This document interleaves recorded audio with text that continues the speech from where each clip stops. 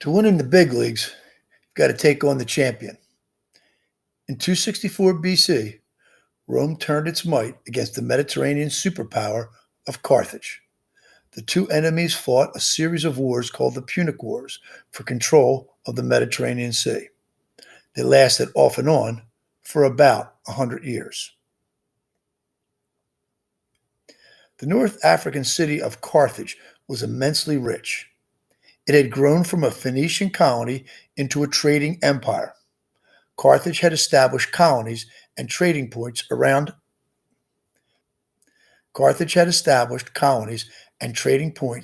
the Western Mediterranean, and the city controlled valuable mineral resources in North Africa and present-day Spain.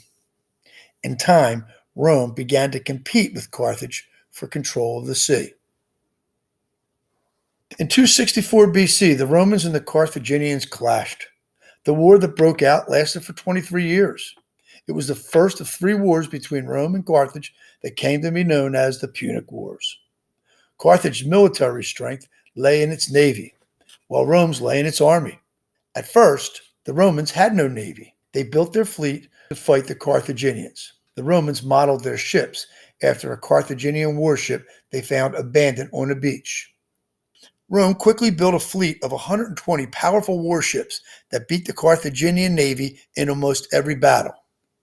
This was because the Romans made one improvement on the Carthaginian model. They added a corvus, or a kind of movable bridge, to the front of each ship. The Romans knew they could not outsail the Carthaginians, but believed they could outfight them. The corvus allowed soldiers to board an enemy ship and fight hand-to-hand on its deck. In a sense, it changed a sea war into a land war. The Romans lost many ships and men in storms during the First Punic War. Yet in the end, the Romans defeated the Carthaginians. In 241, the Carthaginians agreed to make peace and left Sicily. When Hannibal was a child, he promised his father that he would always hate Rome.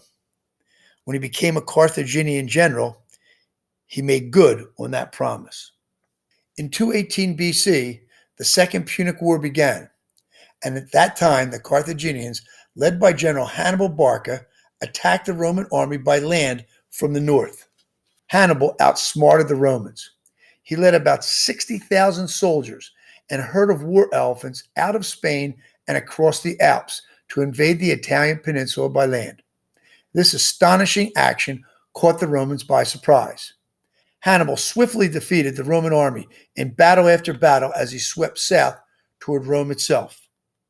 Winning victory after victory, Hannibal's army fought its way to the gates of Rome.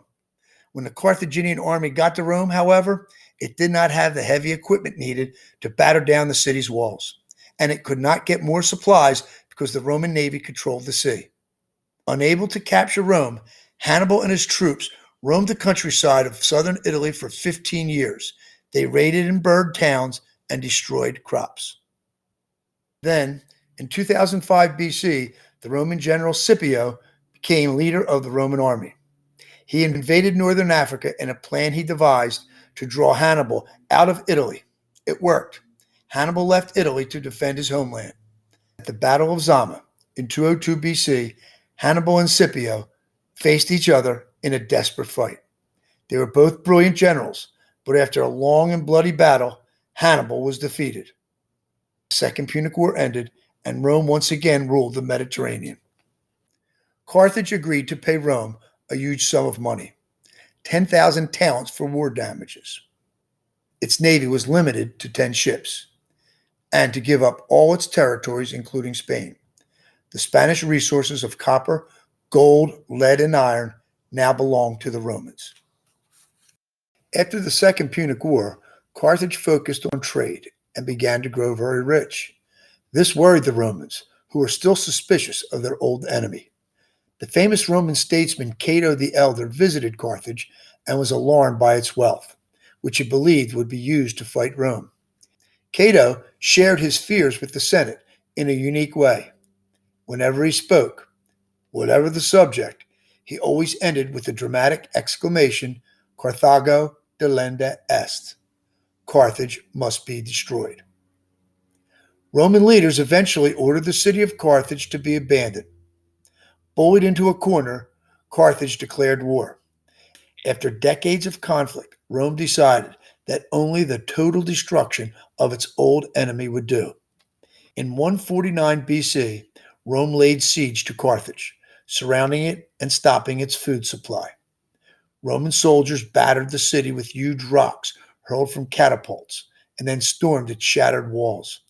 The starving defenders fought bravely, but the Roman victory was inevitable, and their revenge was merciless. The Romans sold Carthaginian survivors as slaves and destroyed every building. They plowed salt into the fields so that nothing would grow. Carthage ceased to exist. Carthage and its adjoining lands were renamed the Roman province of Africa.